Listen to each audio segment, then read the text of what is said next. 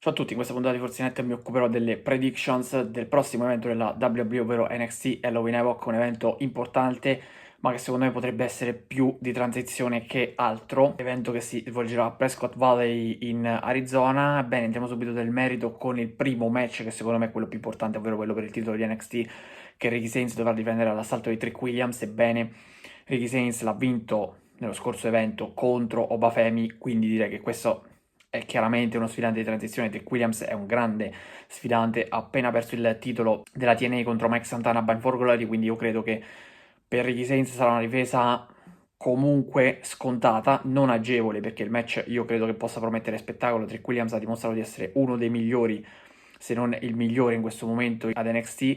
Per me è pronto nel main roster e questo potrebbe essere anche, se non il suo ultimo match, uno dei suoi ultimi match ad NXT. Io pensavo già ad una promozione molto molto anticipata qualche mese fa, poi è arrivato il titolo TNA, ha avuto questa run, praticamente ha vinto tutto ad NXT se non i titoli di coppia, l'Heritage Cup, insomma, queste robe così. Tra l'altro l'Heritage Cup ormai mi sembra abbastanza sfumata definitivamente, però il titolo nordamericano l'ha vinto anche se l'ha detenuto per poco tempo. È stato due volte campione NXT e adesso anche campione TNA, quindi di un'altra federazione. Credo che l'excursus di Trick Williams, prima da face e poi da heel, sia bello che compiuto e penso che sia assolutamente pronto per il main roster. Questa è l'era di Ricky Sainz e Ricky Sainz continuerà ad essere campione NXT ancora per un po', anche perché il suo regno è appena iniziato e non c'è alcun motivo per porvi fine già in questo evento. Quindi chiaramente vado con la conferma di Ricky Sainz. Match per il titolo femminile di NXT invece difeso da Jessie Jane contro Tatum Paxley. Anche in questo caso io credo che sia una sfidante di transizione ancora più di Trick Williams, perché Trick Williams servirà per elevare ancora di più lo status di Ricky Sainz e qui Jessie Jane neanche sfrutterà Tatum Paxley per elevare il suo status, dato che Tatum Paxley è NXT da tantissimi anni e non ha mai sfondato. Non credo che sia questo il momento per lei, poi per carità non escludo sorprese alla Jessie Jane come fece la stessa campionessa attuale contro Stephanie Vacher, però credo che ci siano ben poche possibilità di vedere questo scenario, soprattutto perché c'è Izzy Dame di mezzo. Izzy Dame ad oggi è amica e soprattutto alleata di Titan Paxley, però ricordiamoci che vincendo la Battle Royale ha estromesso alla contesa proprio Izzy Dame, quindi credo che Titan Paxley subirà la vendetta della sua compagna di squadra che diventerà ex, le costerà il match e quindi Jessie Jane si confermerà campionessa di NXT sia con l'aiuto delle Fatal Influence ma anche con l'aiuto di Izzy Dame, che più che aiutare Jessie Jane andrà a far perdere Tatum Paxley per sancire il definitivo split tra le due, che secondo me è stato anche costruito bene. Pensavo arrivasse nel giro di poche settimane, invece comunque questa alleanza è stata costruita bene, ma credo che la direzione sia abbastanza scontata e soprattutto io credo che l'atleta scelta per detronizzare Jessie Jane sia Jordan Grace. L'alternativa potrebbe essere Blake Monroe, ma penso che sia più Jordan Grace e vi spiegherò perché proprio nel corso di queste predictions. Matt e Jeff Hardy difenderanno nella versione Brogan Matt Hardy e Brother Nero i titoli di coppia di NXT contro il Dark State, che dovrebbe essere rappresentato sempre da Dion Lennox e da Osiris Griffin, però di fatto le difendono contro gli atleti contro cui le avevano vinte. Io penso che questo sarà un match semplicemente fatto per porre fine alla rivalità tra le due fazioni, anche perché gli Hardys sono diventati campioni da poco e non credo proprio che andranno a perdere le cinture, soprattutto in questa loro versione particolare che ripropongono in WWE dopo tanto tempo, soprattutto Matardi che comunque da Broken Matardi ha avuto una run praticamente in qualsiasi federazione, TNA, AEW e WWE, quindi penso che la vittoria andrà a favore dei campioni che resteranno tali e poi comunque proseguiranno nel loro regno. No? Io credo che abbiano scelto gli Hardy Boys per diventare campioni di NXT non a caso, perché per esempio gli altri titoli sono tutti o rimasti ad NXT oppure quelli TNA sono appunto approdati ad NXT con per esempio Jessie Jane o Trick Williams che avevo citato prima, ma in questo caso i titoli di NXT sono stati esportati, questa è già una cosa eccezionale, in TNA soltanto per un'eccezione, per un tag team eccezionale storico come gli Hardy Boys, quindi rimarranno tali ancora per un po'. Non credo che sarà un regno lunghissimo, ma neanche penso che li perderanno contro il Dark State. Dico occhio agli OTM perché potrebbero essere loro magari i prossimi sfidanti, dato che si sono candidati in maniera abbastanza prepotente e potrebbero essere loro poi in futuro a detronizzare gli Hardy Boys. Abbiamo Ethan Page che invece difenderà il titolo nordamericano di NXT dall'assalto di Elio del Dr. Wagner Jr., che è campione latinoamericano della AAA. Anche qui penso che sia una difesa del titolo abbastanza scontata. In TNA già era difficile che vincesse un titolo di NXT, è successo, però quella è un'eccezione.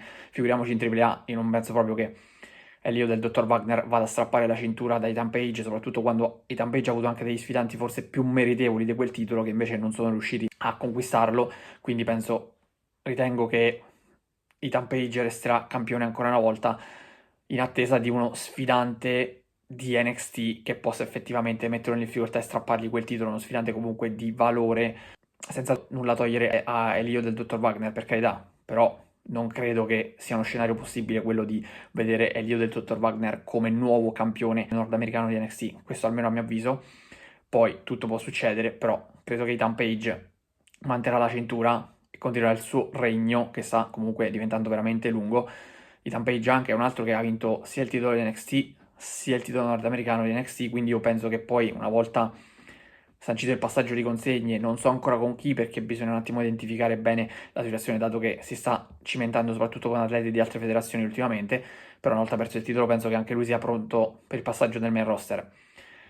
Poi avremo Zarya che invece difenderà il titolo nordamericano femminile di NXT di Sol Ruka dall'assalto di Black Monroe. Ci sarà Zarya perché in teoria, da come è stato annunciato, Sol Ruka è infortunata. Questa è una cosa molto molto particolare perché di solito quando c'è un infortunio o l'atleta viene privata del titolo e viene rassegnato oppure il match viene direttamente cancellato, salta. Quindi io credo che questo faccia parte bene o male di una storyline che porterà, come avevo già detto mesi fa, allo scontro tra Zarya e Sol Ruka. L'unico dubbio è questo scontro tra Zarya e Sol Ruka avrà il titolo nordamericano di NXT in palio oppure sarà una rivalità a parte che potrebbe anche non aver bisogno del titolo? Io credo a questo punto che il titolo nordamericano di NXT possa non essere in palio perché secondo me sarà Black Monroe a conquistare la cintura e a diventare la nuova campionessa nordamericana di NXT senza andare ad intaccare minimamente lo status di Sol Ruka perché non verrebbe schienata lei, ma verrebbe schienata la sua amica e compagna di squadra Zarya e a quel punto potrebbe arrivare lo split. Tra l'altro Sol Ruka ha detto nell'ultimo modello NXT che si fida ciecamente, se c'è una persona di cui si fida ciecamente è proprio Zarya e quelle parole potrebbero appunto essere un'arma a doppio taglio da una parte e dall'altra, nel senso che potrebbe anche essere Zarya poi a tradirla e quindi a tradire la sua fiducia, oppure potrebbe essere Sol Ruka, perché dopo aver perso il titolo Zarya deluderebbe talmente tanto Sol Ruka in maniera tale che poi potrebbe scaturire il turn heel dell'attuale campionessa nordamericana di NXT. Quindi sono questi due scenari che secondo me però porteranno ad un'unica grande verità che è la vittoria del titolo nordamericano femminile da parte di Black Monroe. Questo almeno è quello che penso io. E poi ultimo match annunciato proprio nella scorsa puntata di NXT, tag team match tra Javon Evans e Leon Slater da una parte, Leon Slater è l'X Division Champion contro Mystery One e la Parca.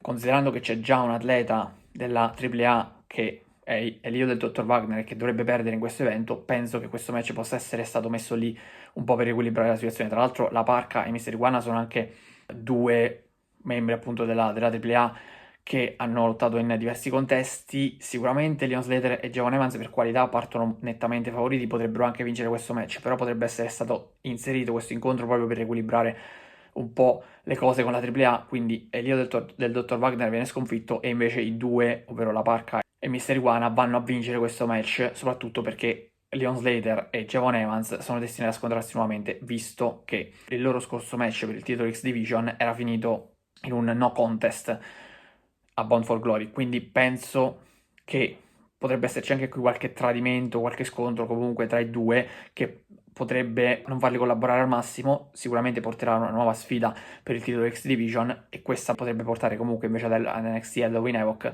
ad una sconfitta per i due atleti, uno di NXT e uno della TNA contro invece il tag team della AAA che comunque è più rodato. Per oggi è tutto, vi do appuntamento alla prossima puntata di Forsinet. Ciao a tutti.